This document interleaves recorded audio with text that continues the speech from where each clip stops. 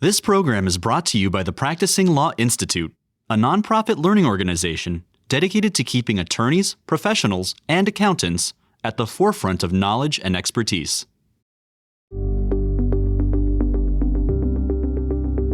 In her book, Taming the Street, The Old Guard, the New Deal, and FDR's Fight to Regulate American Capitalism, author Diana Henriques sets the scene in December of 1937 as the third chairman of the SEC, Bill Douglas, takes stock of the state of the markets after the recession felt in the fall of that year and looks to the holiday season and the new year for hope. Quote, "As it had been since 1923, a 55-foot tree was set up on Broad Street in front of the classic white facade of the stock exchange. At noon and at the end of each day that week, a new public address system installed by the exchange sent seasonal music out along the crowded sidewalks. On the day before Christmas Eve, 3,000 singers, brokers, bankers, clerks, and stock exchange employees gathered at noon around the tree to sing carols, accompanied by a band of trumpeters. Children from a nearby elementary school were ushered to the tree and given gifts. The role of Santa Claus that afternoon was played by a jolly gentleman named Stanley Budd, a clerk at the firm of Richard Whitney and Company. But there was no holiday respite at the SEC. Bill Douglas had promised he would get things done and, aside from escorting his wife Mildred to one of the formal White House dinners that she found so daunting, he did not slow down. He met with investment banking groups to hear their views on regulating the OTC market. He paid several confidential visits to Capitol Hill and the White House to field questions about his face-off with the New York Stock Exchange. And he checked on the cases his investment trust study team planned to explore in public hearings in January. Some of those cases turned on arcane accounting issues, and Douglas was being pushed by Judge Healy to be much tougher on corporate accountants than he had been. The lanky Vermont judge's passion about the issue was clear. In a speech after Christmas in Atlantic City, he told an accounting group, "These are not mere academic bookkeepers' arguments. They go to the very vitals of investment appraisal and corporate responsibility. Accountancy," he said, "is the heartbeat of modern corporate finance." Within a year, Douglas would discover just how right Judge Healy was. With that excerpt, we are thrilled to be joined by the author Diana Henriques, New York Times contributing writer and a chronicler of Wall Street, to discuss her writings, her career, and her book, Taming the Street, today on Insecurities.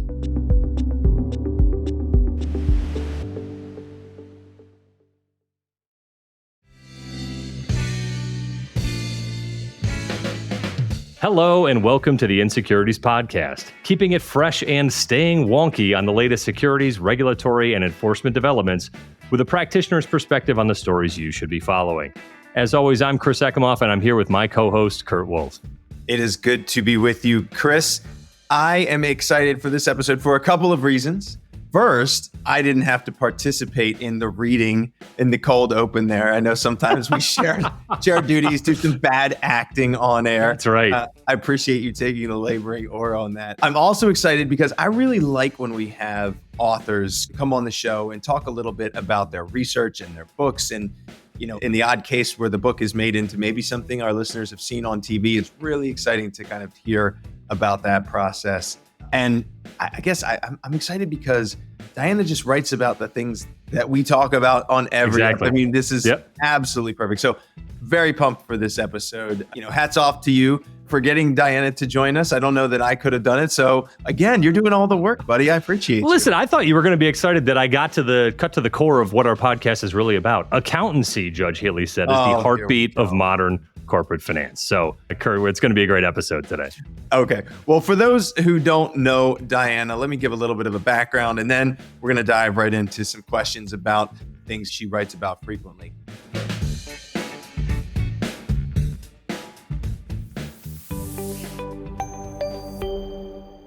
Diana Henriques is an award-winning financial journalist, having worked for a variety of news outlets, including the New York Times, where she worked as a senior financial writer.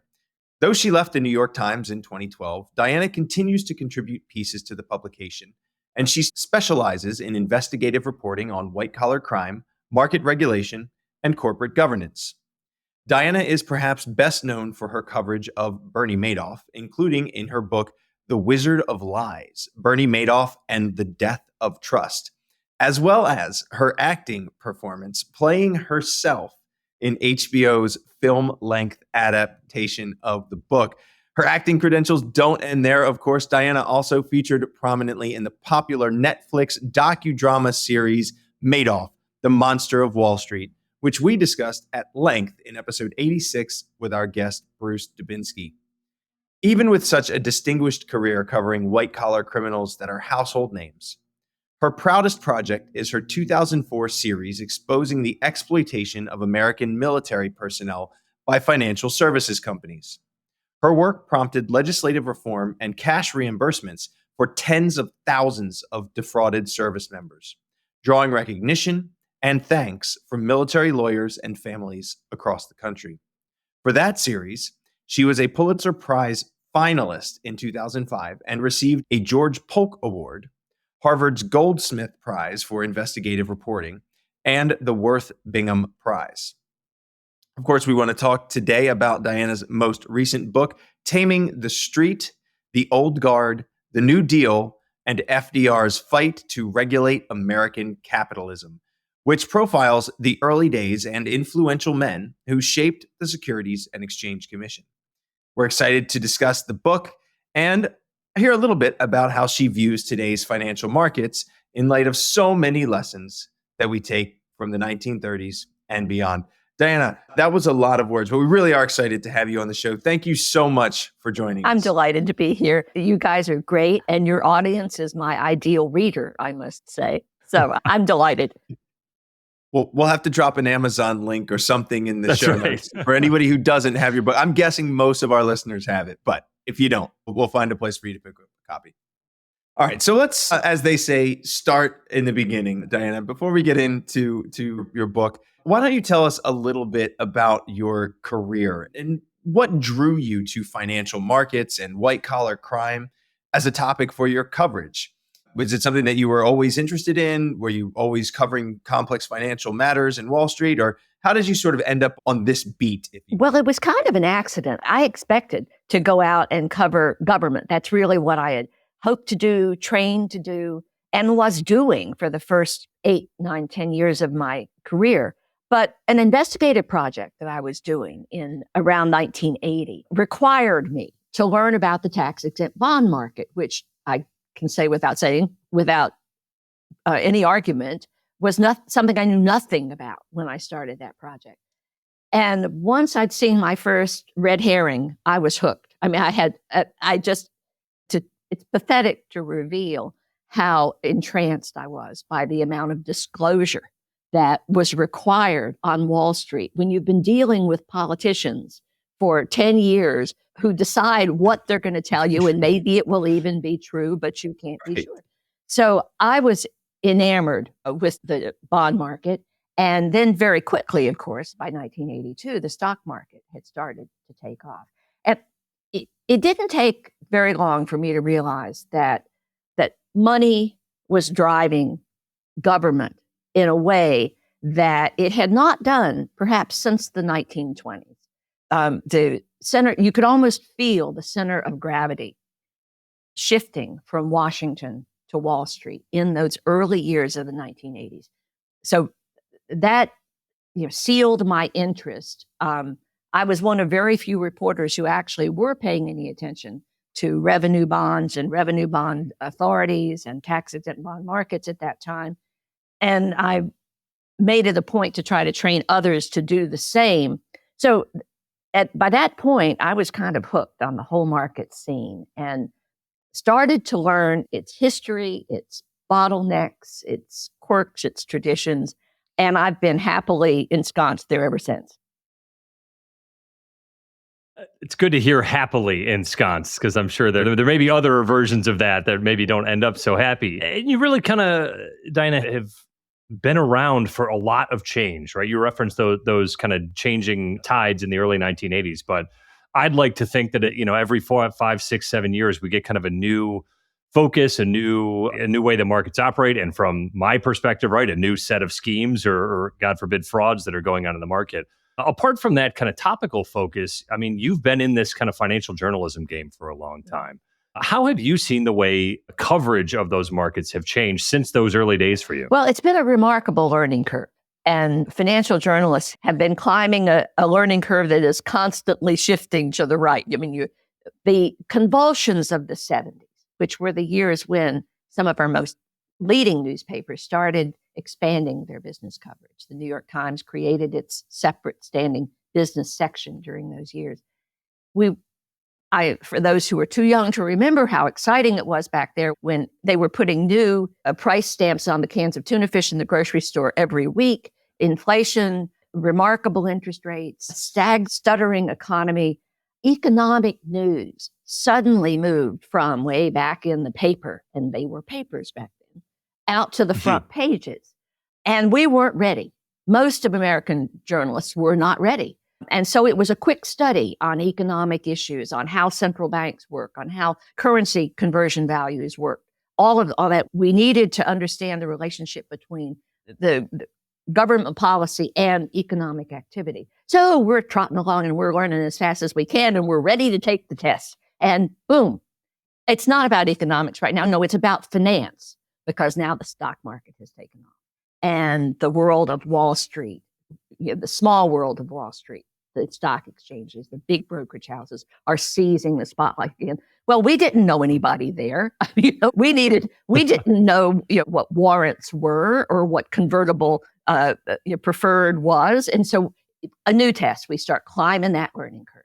And just when we're ready to take that exam, it's not just economics and finance now, it's technology, the rise of Silicon Valley. Got to learn all about that. Friends and family shares and IPOs and all of that as the tech bubble got bigger and bigger and ultimately burst. After technology, of course, it became a game of regulation, trying to understand the myriad changes in regulation that came to some extent after the 1987 crash, but to a much greater extent, obviously, after the 2008 meltdown. So it's been for conscientious financial writers, it has been a constant chase to stay current. One of the areas, by the way, this is pandering just blatantly to Chris here, is where journalists have had to really get up to speed is in the field of accounting.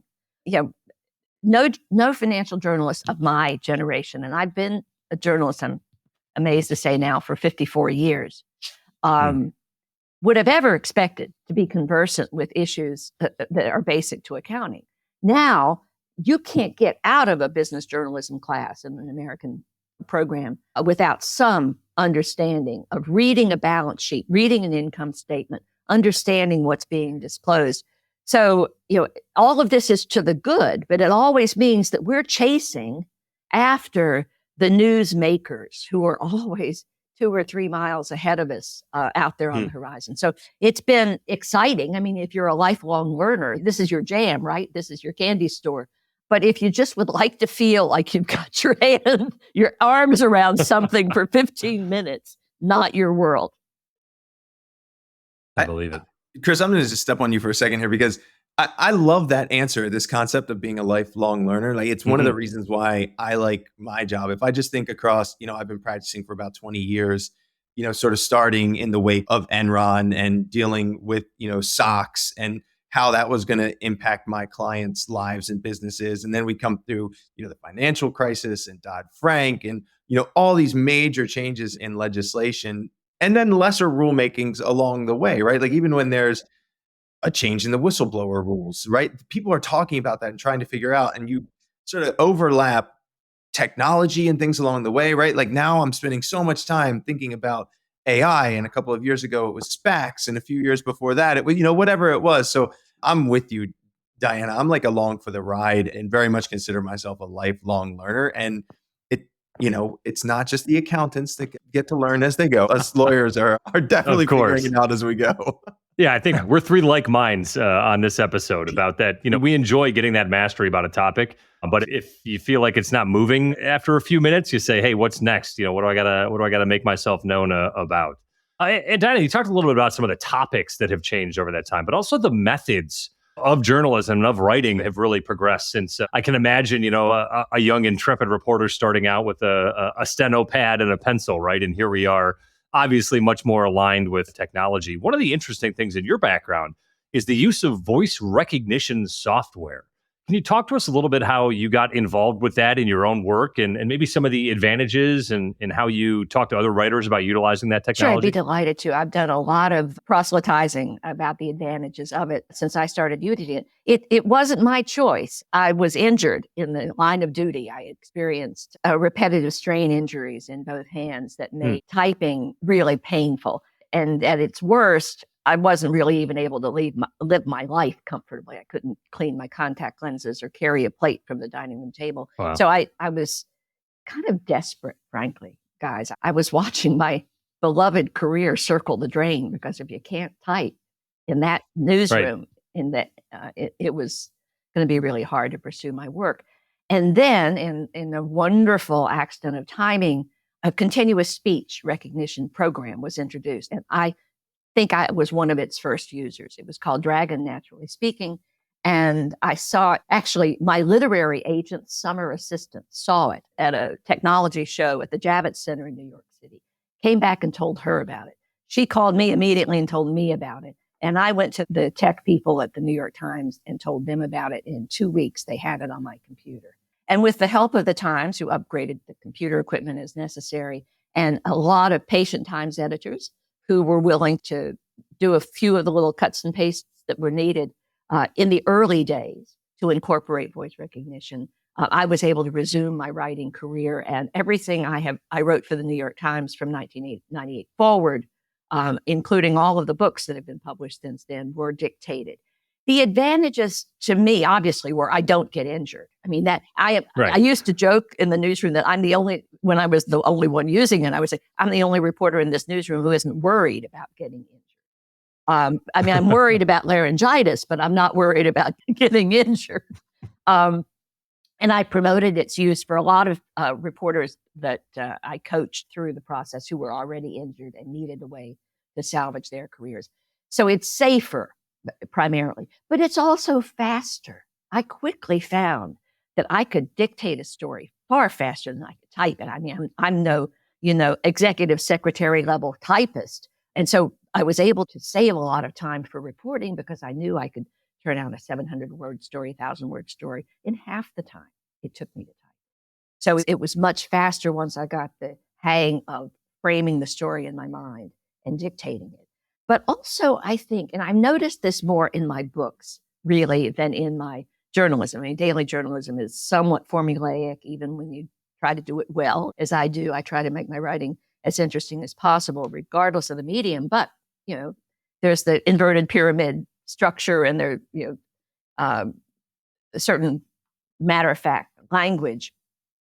But in the books especially, I think I've become more conversational. That the writing is more like a conversation with the reader than it was before. It's very rare that you'll find me use words like albeit, which are never used in spoken speech. Yeah. Also, when you find you have to stop and take 2 breaths and you haven't said period yet in the punctuation, that sentence is too long and too complex. And so you scratch it and start over. So I think it has simplified my sentence structure, sort of enabled me to speak directly to the reader as I'm writing. It's a truism. Any writing coach will tell you, read your work aloud. And every student of writing that I know does that. Well, I read it aloud while I'm writing it. So I get to hear that first draft and how it sounds on the ear. So I'm a big fan. Would I encourage everybody to use it? Well, it's easy enough and adept enough and affordable enough now that I think you should at least try it because of its time-saving features. It's not for everybody. I was talking about the dark ages in which I started as a young reporter. Yeah, we had typewriters, but I remember having to phone stories in from a phone booth in the hallway of a courthouse where a verdict has just been handed down in the case I was covering. And I'd have to go and frame the story from my notepad, dictate it over the phone perhaps dictate it for a radio show at the newspaper I worked for at that time, had a radio station as well. And that early training is what I clung to as I was trying to master this voice recognition technique. So it's not for everybody. It helps if you have something of a radio mind, where you can frame things as you go along. But it certainly was a lifesaver, a career saver for me. It's amazing to hear. I'm just worried, Kurt, that you may have, a couple of partners or clients who are going to start sending you, audio files of their dictated instructions for you now, instead of what might take them a little longer and with a little more thought writing that out. I've worked with a couple partners earlier in my career that were notorious for dictating letters and other things, and they would just, put little tapes on their assistants' desks and expect it to come back typed up. But, hey, if that's the workflow, I mean, look, I find if I'm like talking with a colleague, when we're having a conversation that's like, hey, like, what do we want to say? Or how are we going to argue this? Or how do we want to frame it? I feel like I often say it better in that conversation. And I'm like, okay, now I've said it. I'm going to go write it. It's like, wait, I'm like staring at my keyboard. I'm hung up on the adjectives. Whereas, Diana, to your point, I think if you can discipline yourself to just say it out loud and kind of frame it, I don't know. I think it makes a lot of sense. We're going to lose a lot of albeits, it sounds like, in our writing, which is probably a good thing. Not a bad thing. As you know, I say it frequently on this program. All right, well, let's pivot, Diana, and talk a little bit about some of the things you've written. Of course, we want to talk about Taming of the Street, but we absolutely can't do this show without talking just for a couple of minutes about The Wizard of Lies, which, of course, tells the story of Bernie Madoff and his infamous $65 billion Ponzi scheme. Would just like to hear a little bit about the book for any of our listeners who haven't read it, and actually a little bit about the show, because as I mentioned earlier in the program, this featured as a feature-length film on HBO starring Robert De Niro, which is very exciting, and you were in the film. So just tell us a little bit about the book and the HBO movie. Well, I actually had known Bernie Madoff for years before anybody else had heard about him. I mean, he was an important source on market structure changes. He pioneered trading in American depository receipts, which were the only way at that time Americans could invest in foreign securities. He pioneered after-hours trading. So as a newspaper reporter, I'm sitting there at 7:30, news has broken out in the Middle East, and the editor, who perhaps may not be conversant about when the New York Stock Exchange closes, wants to know what's happening to the oil stocks. So who are you going to call? You're going to call Bernie Madoff's trading desk, because they are trading those stocks from the minute the New York Stock Exchange closed until it will open the next morning. He was one of my key sources, and I respected him. He had a gift for explaining things in, easily accessible language. Kind of had, as one SEC official told me, he had the decoder ring. He could decode all of the jargon on Wall Street in a way that both regulators and journalists could understand it. But when I learned about his arrest, when I heard that he had been arrested, he immediately went from source to subject for me. I was a little bit lucky. The lawyer he chose to defend him was someone I had known and worked closely with over the years, someone who had represented any number of white-collar criminals that I had written about and covered. And he was willing to kind of vouch for me in my long-running efforts to get Bernie to talk to me. He had gone completely incommunicado. And when I finally was able to persuade him to talk, and went down to the prison in North Carolina for 2 interviews with him, I think, and this is to address my nightmares, that Bernie agreed to talk with me because he thought I would be the most gullible reporter he could possibly talk to. Hoping that wasn't true, I think he probably agreed to talk to me because I knew the Bernie Madoff he was proud of being. I knew that the man who had genuinely helped write the rule book for NASDAQ, the man who truly had helped steer the street through the '87 crash, the man that he was so proud of having created out of himself. I didn't see him just as this Ponzi schemer.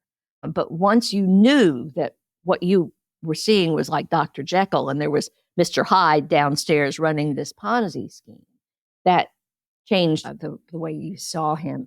It is, I think, that complexity, that Dr. Jekyll, Mr. Hyde aspect of it, not to put words in Robert De Niro's mouth, but that intrigued him so much about playing that figure. And it was his interest in playing Bernie Madoff that drove HB's option of the property, The Wizard of Oz, and its decision to make that movie. It was built around De Niro. And the early scripts didn't have a role for newspaper reporter Diana Henriques, but the last script that came through did. And so we were having wonderful dinner party chats about who would play me when De Niro recommended that I play me. And this was the fun part. I had to take a screen test to play myself.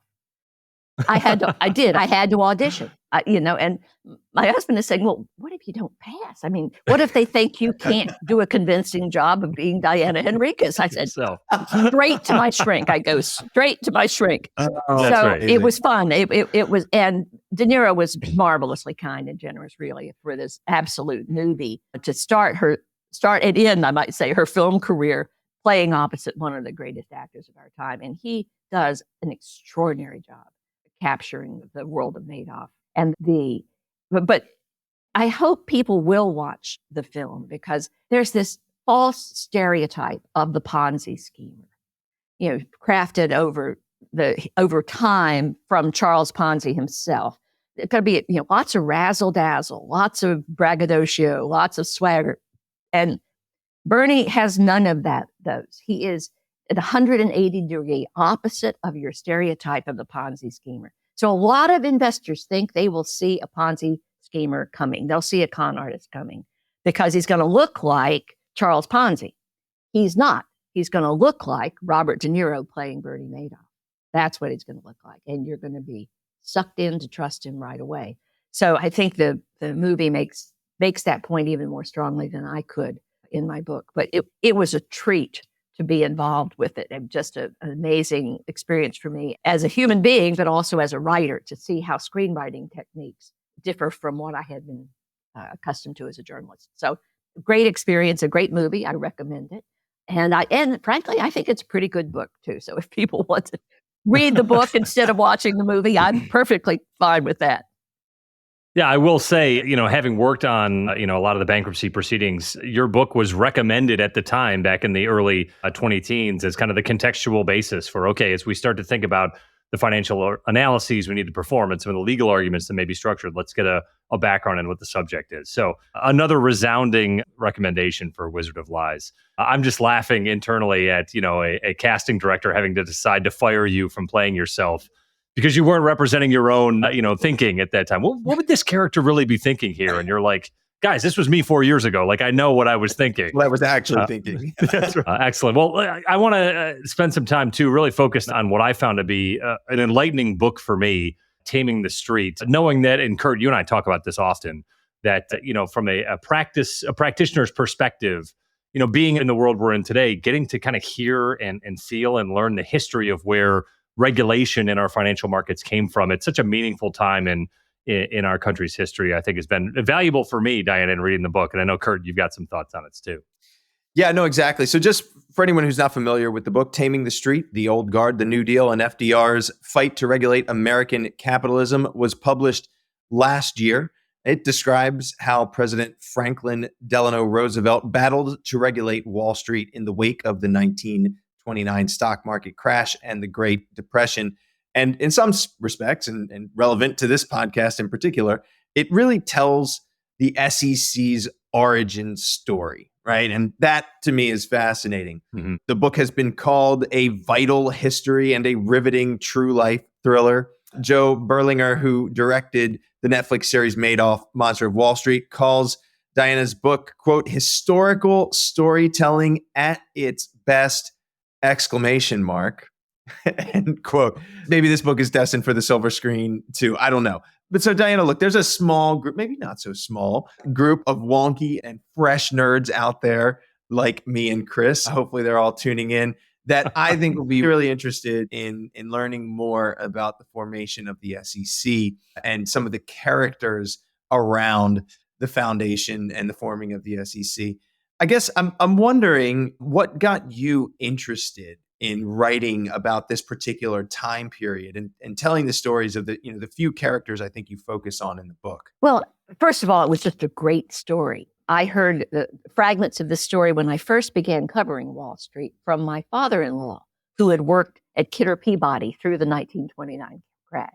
And we would have wonderful conversations about Wall Street history, and that whetted my appetite for the story. And the more I learned about it, the more I wanted to learn more about it. But also, as I reached the end of my reporting career, this chronic and persistent interest in the political discourse in deregulation began to seem more and more problematic to me. And it became clear that we kind of lost any sense of why we had the regulatory scheme we have. I had someone come up to me at one bookstore event and say, "I thought we always have an SEC." And I was trying to imagine the founding fathers in Philadelphia writing the Constitution, say, "Hey, we're going to need this little agency to police the financial guys up under the buttonwood tree in New York."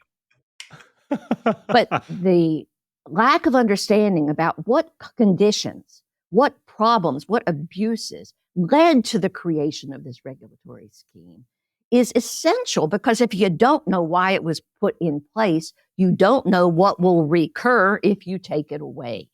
So, as I say in the preface to the book, none of the people arguing today for deregulation have ever lived in an unregulated market in America. We have all lived our entire lives under Roosevelt's rules without even realizing it. We don't worry that if our bank fails, we will lose all of our money overnight. That was a routine experience in the 1920s. We don't worry that the price of our company stock is being manipulated on a weekly, daily, monthly basis by a cabal of rich Wall Street, investors who are going to drive it up and pump it up and drive it down and pump it up and drive it down whenever they want. So we've forgotten, if we ever knew, what an unregulated Wall Street looked like and how it affected ordinary Americans. So I wanted to make the case for why we regulate Wall Street and why we need to continue to regulate the world of finance. We need to do it better. We need to adapt to modern conditions. But the idea of not regulating finance makes as much sense to me as the idea of not regulating traffic. I mean, just take out all the traffic regulations, no stoplights, no street signs, no lane markers, no speed limits, no nothing. Who's on the street in a condition like that? The big guys in tanks, right? You can run into them. They don't care. They're so big and tough and hard. And the crazy guys in roadsters who were whipping around between the tanks trying to make some progress. No room on that street for you and me in our little Teslas and our little Priuses. We're just not there. We're cowering over on the curb somewhere, which is how the markets worked in the 20s. There was no safe place in the market for ordinary investors. Even mutual funds, which became the haven for ordinary investors after they were well regulated, were riddled with conflicts of interest, corruptly managed from the get-go. So I wanted to make the case that if you understand why we regulated Wall Street in the first place, you will understand why we cannot stop regulating it now. I love that traffic analogy because it's something that we all accept. I'm sure that there's less honking, if you will, in the Wall Street, where maybe there's more honking, depending on how you view it. And before we get into some of the stories of the book, Diana, I'd love to hear about some of the sourcing and the documents and the research that you conducted. We're talking about a time long gone, right? Voice recognition software was not utilized regularly by those back in the 20s and 30s. And I really loved in the book, too, you acknowledge that I've got two competing sources here on what John said to Steve in this meeting. Here's how they both represented that. What types of information, documents, archives were you going through, and how did you compare those sources and ultimately write them into the book? Well, it was a wonderful challenge and a great stretch for us lifetime learners. Again, I mean, this was a project I expected to do one way and then had to do another way because of the pandemic. when I originally sold this book to Random House, I expected to be able to make an abundant use of archives at the Library of Congress, at the Kennedy School of Government, at the SEC. And then, of course, the pandemic shut all of those archives, closed until further notice. So I had to figure out new ways to get that information. And, I relied on diaries. I relied on memoirs. I relied on oral histories that were collected. Where those were digitized, I was able to access them, even though the university libraries in which they were filed were closed. I tracked down books that were published at the time, contemporaneous books around that were published by reporters covering Franklin Roosevelt's campaign, or reporters covering Wall Street in the late 20s and early 30s, so that I was able to get that sense of immediacy. I used, letters. Newspaper archives were my salvation. Newsreels that are available online now. I mean, no, we don't have voice recognition technology, but thank goodness we do have online archives. And I've got to put a word in for the SEC Historical Society. They have digitized materials that are priceless to our understanding of the history of the SEC and the U.S. economy. And I could not have written this book without them once the pandemic descended upon us. Now, you needed to know what the biases were of the people whose writings you were relying on. But that's journalism. Same whether you're interviewing someone across the table or interviewing someone across the decades through the pages of their book. So that was important. I counted up this morning 198 books on my shelves that I relied on to piece together this story. Many of them long out of print. So again, thank you, Internet. I was able to track down old out of print books and buy them and have them mailed to me instead of being able to go to a library and take them down off the shelf. So it was demanding, it was challenging, but I don't make up dialogue. If someone is said to be thinking something in the Taming the Street, I say that's what they're thinking because I know that's what they were thinking. They told people that's what they were thinking. If there are different accounts of what happened in a cabinet meeting, I point out, whose account might be more reliable than not. So it was a form of research that I have not ever done before, and that is part of what made it so exciting to me. Love the shout out to the SEC Historical Society. Long time listeners may remember, but we actually had Jim Barrett come on the show a few years ago now, way back in episode 18, to talk about the good work that the folks at the SEC Historical Society do, and specifically some of the resources that are available really to anyone. And I think, Diana, some of the very resources that you used in researching your book. Yes. And so this is your opportunity. If you want to credit that podcast episode, Diana, for leading you down that path, we're more than happy to accept your Unfortunately, I learned about the Historical Society ages before that. They were tremendously helpful. My last 3 books have really been books of Wall Street history. Bernie Madoff, I needed the SEC archives for that. My book on the 1987 crash, a first-class catastrophe, was deeply reliant upon the records of the SEC. And so I didn't expect to be as dependent on them as I was, but the pandemic had other plans. But as it turned out, they were genuinely a lifesaver, and they are a treasure for anyone interested in financial history in this country. I kind of love the dichotomy between the source of the information and the manner in which you accessed it, right? You've got handwritten letters between these folks, being passed by hand or by mail back in the 20s and 30s that are now being accessed digitally and remotely through the work of the SEC Historical Society and other sources. I want to get into I love the way that this book is framed. It really spoke to me, and maybe it's the voice recognition software, Diana, your conversational style. But the title of the first chapter is A Quartet for a Calamity. And the book, in my mind, or at least the themes that I came through, really focused on these 4 main characters throughout this period. So talk to us about those 4 individuals and how you kind of came up with that framing and maybe some of the impacts they've had on that time period. I wish I could tell you I had a vivid memory of when that brilliant idea landed in my brain, but I don't. Mm-hmm. Any ensemble biography like this involves the problem of the crowded stage. By the time you get every body who had something to do with the creation of the SEC and the passage of the Public Utility Holding Company Act and the passage of the 48. Once you get all of them on the stage, it looks like the final scene in Aida. You've got casts of thousands, spear carriers, and dancing girls and everything. So you had to make a choice. You had to figure out who becomes a named character and who doesn't. And I kept pruning. I got it down to a dozen, and I pruned further. And then I do remember taking a long walk in Key West, which is an incredibly wonderful and creative place to work as a writer. And this idea of the quartet, the four men, who are the irreducible four figures without whom this story doesn't move. Obviously, Franklin Roosevelt, without a doubt.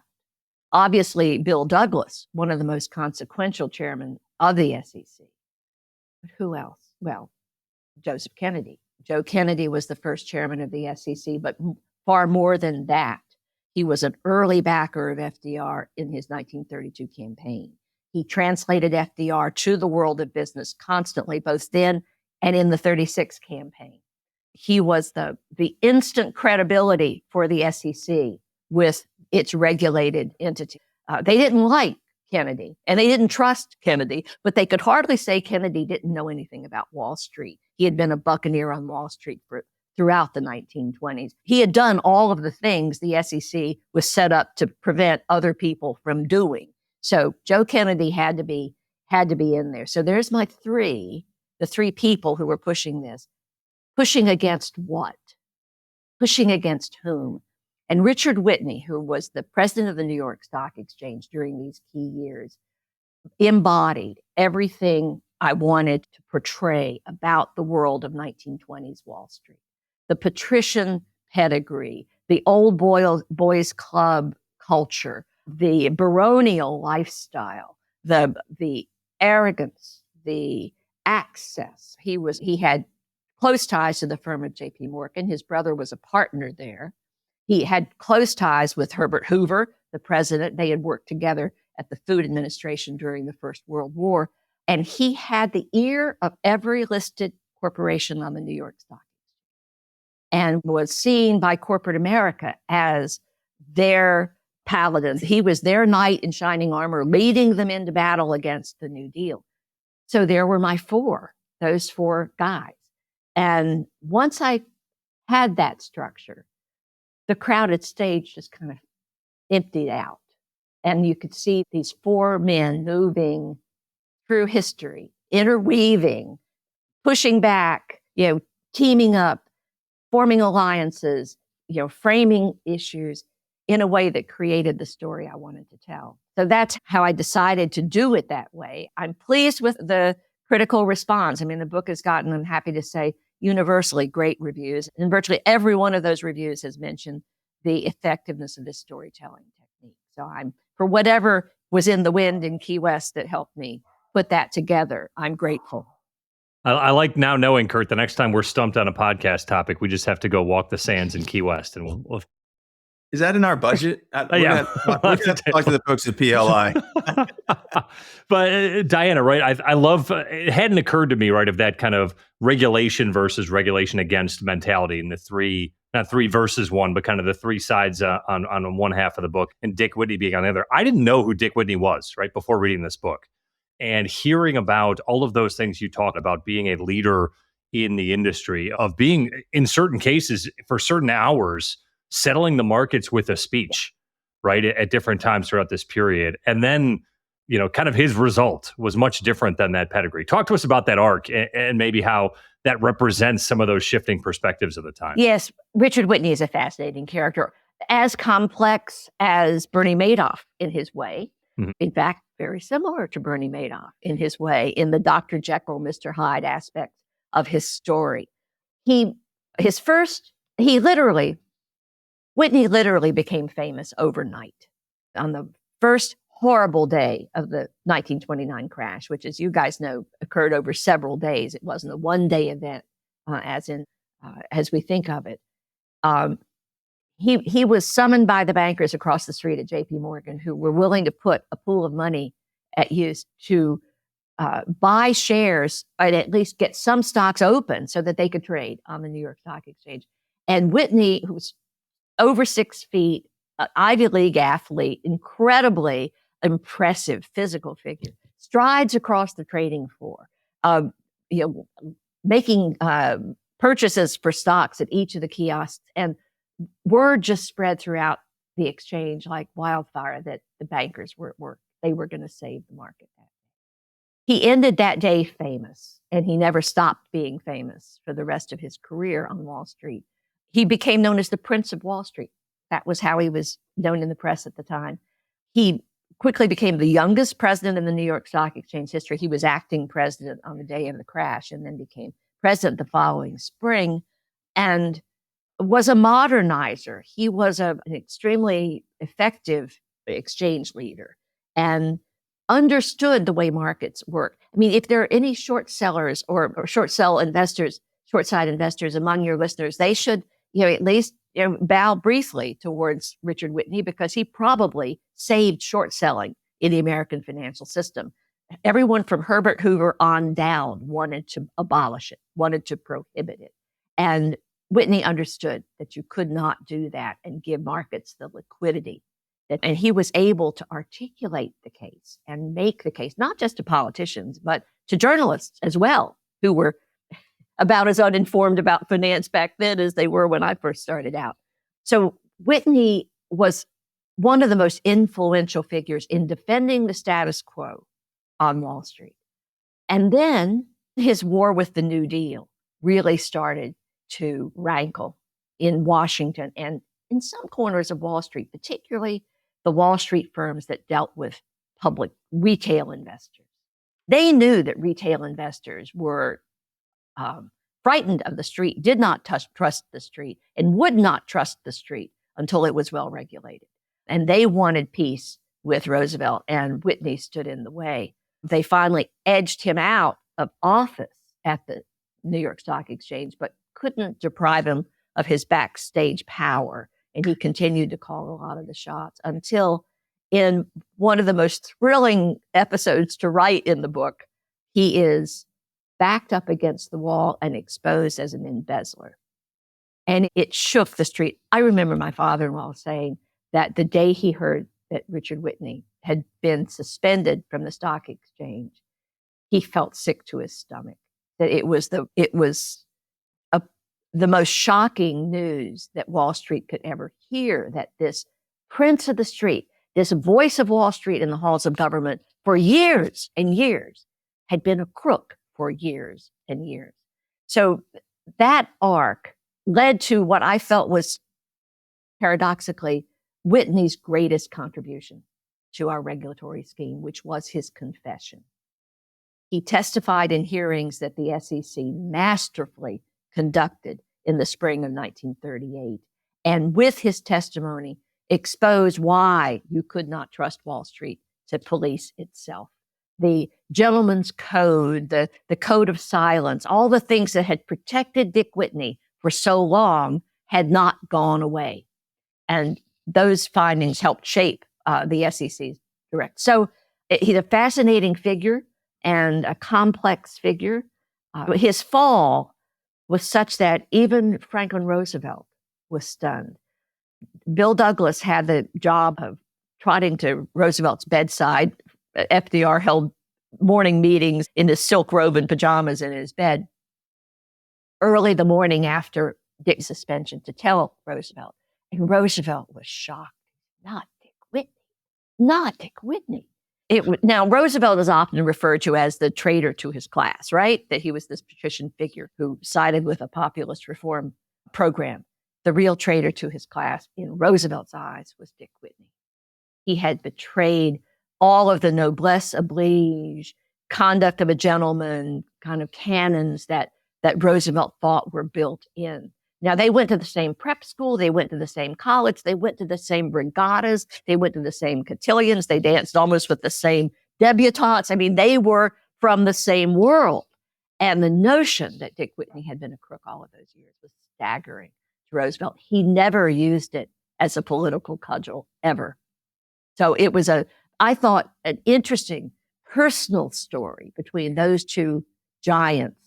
On one side, the old guard, and on the other, the New Deal.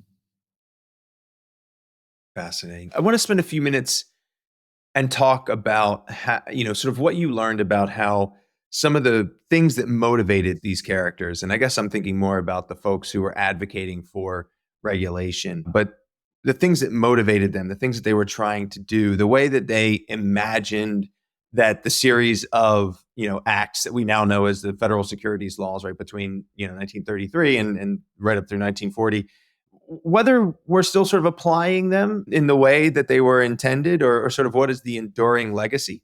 And so, an example of that is you talk a lot, of course, about, the 1933 Act, the Securities Act, and the 34 Act, the Exchange Act. I think when I'm talking to my students about that, I'd say the 33 Act covers issuers, the 34 Act covers exchanges and traders.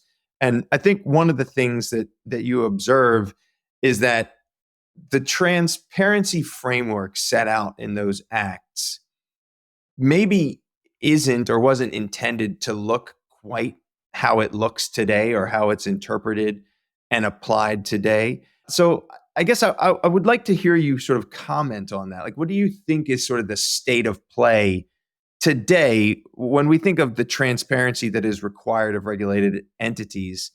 And does that look like what, the characters at the heart of your book had in mind? Right. That's a wonderful question, Kurt. And I've wrestled with it because obviously the idea of a full disclosure regime wasn't unique to the United States. It was at the heart of the British Companies Act that the framers of the 33 and 34 Acts studied carefully in framing that legislation. But you have to remember what went before, what was the pre-New Deal status quo, which was, we don't have to tell you anything. And if we do tell you something, it doesn't have to be true.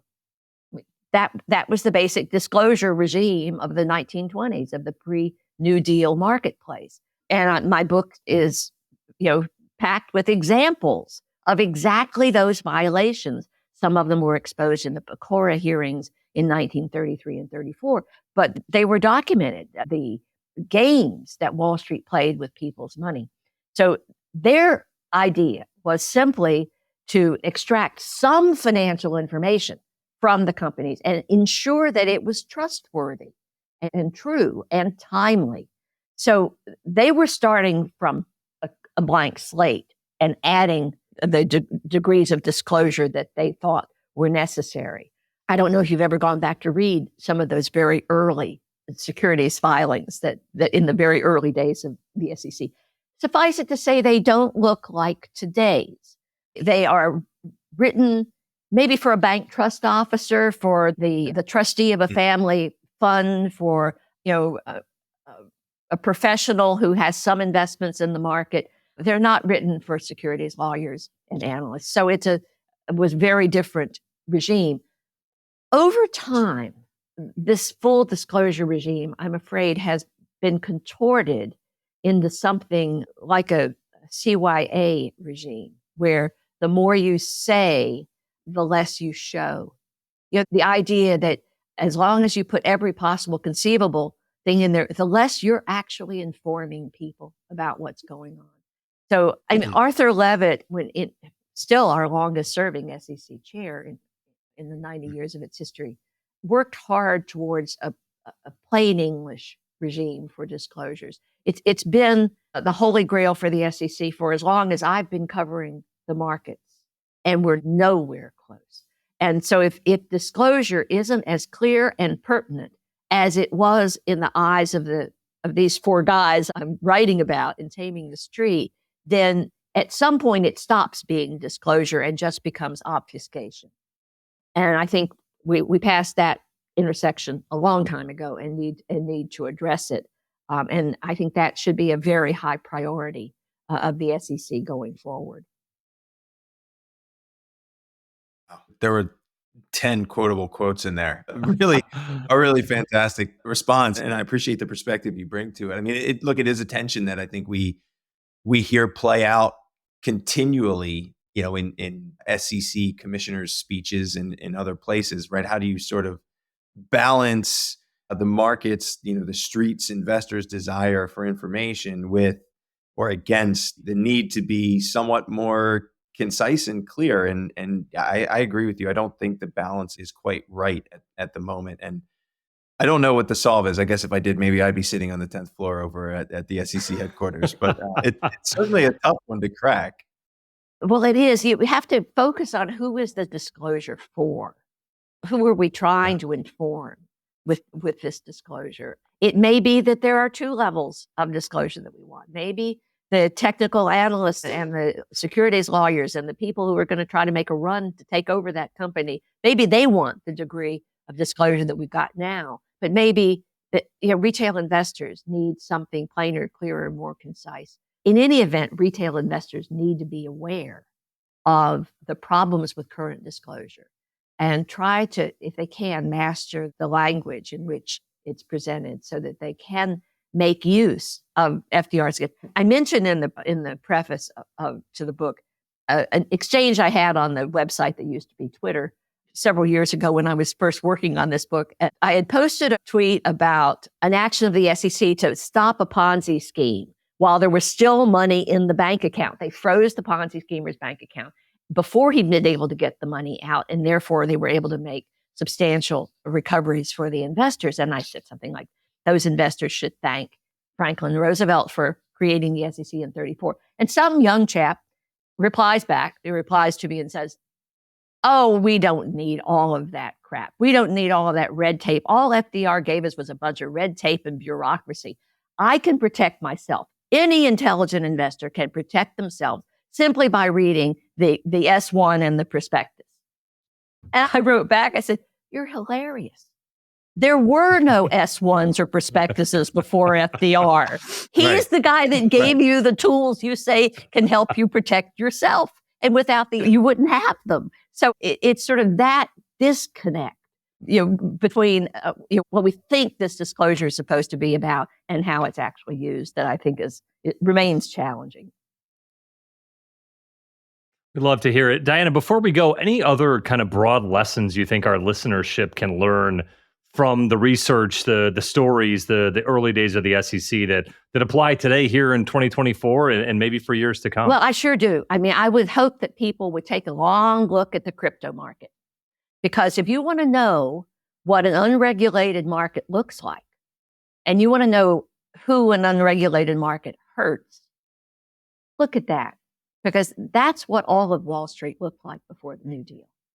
You had, prices manipulated by huge players, opaque pricing, deceptive disclosures. You had all of what you see taking place in that barely regulated market was endemic to the larger world of Wall Street. I think a good case can be made that Roosevelt's reforms, which he thought were the heart and soul of the New Deal, those financial reforms, helped nurture the rise of the American middle class in the years after the war, because he made banks and Wall Street safe places to save and invest for ordinary Americans. And if you take away, and how did he do that? He did that by saying, you can trust this world. We've got a watchdog in place. And it took a decade and a half or so before Americans crept back into the stock market. But when they did, they felt safer and better protected. They returned to the banks almost immediately with Roosevelt's banking reform. And once the well-regulated mutual fund industry that we have today emerged after the 40 Acts, the average American found their way to participate in capitalism to the fullest degree safely possible. So I think before we throw this baby out with the bathwater, with the rhetoric of deregulation, you need to know, what kind of swamp you're tossing that baby into. That the world pre-New Deal was not a safe place for the ordinary investor and not a safe place for the fairness of our economy. Roosevelt believed that you could not have a healthy democracy without a fair economy. He saw the two as absolutely shackled at the ankle. You could not do it. And I think he was right. I think if we look at the problems we're wrestling with today. They are the problems of inequality, mistrust of our economic structure that, while not quite as bad as during the worst years of the Great Depression, certainly have undermined people's faith and confidence in their economic and financial futures.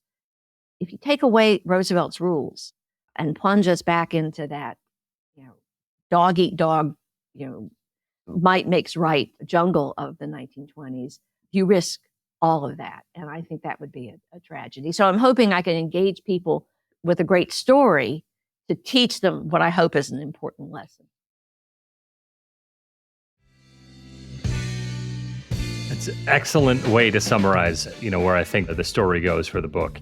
For those of you out there listening and interested, it is Taming the Street, the Old Guard, the New Deal, and FDR's Fight to Regulate American Capitalism.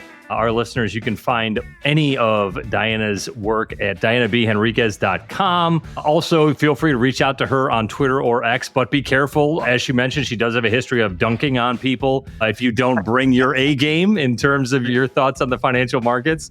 But Diana, thank you so much for taking the time today. Loved the book and really appreciate you joining us today. Thank you so much, Chris and Kurt. I loved every minute of it. Thanks for joining us for this episode of the Insecurities Podcast, and a special thanks to our guest, Diana Henriques. We always love to hear from you, our listeners. Look for us on social media to share your thoughts and comments or topics you'd like us to explore on future episodes of Insecurities.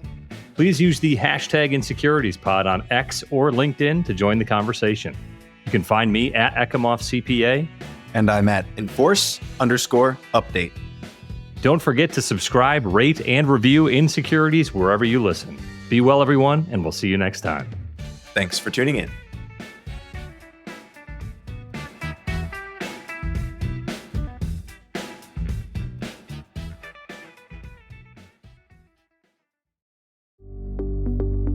Thanks for listening to Insecurities, a podcast from PLI, the Practicing Law Institute. PLI is a nonprofit provider of authoritative professional services training and continuing education. In an increasingly complex business environment where intricate corporate structures reign, Insecurities can help you make sense of it all. A special thanks goes to the producer of Insecurities, Daniel Peinitz, as well as hosts Chris Ecomoff and Kurt Wolf. For more information about PLI's SEC Institute, or to view hundreds of hours of fresh and relevant on-demand programming covering changes within the securities sector, visit pli.edu/membership and sign up for a privileged membership. These recorded materials are designed for educational purposes only. This podcast does not constitute legal, audit, tax, consulting, business, financial, investment, or other professional advice, and it does not create an attorney-client relationship. Please consult a qualified professional advisor before taking any action based on the information herein. Furthermore, the views and opinions expressed in this podcast are solely those of the individual participants. These views are not the views of the hosts or their employers. Users of this podcast may save and use the podcast only for personal or other non-commercial educational purposes. No other use, including without limitation, reproduction, retransmission, or editing of this podcast may be made without the prior written permission from PLI.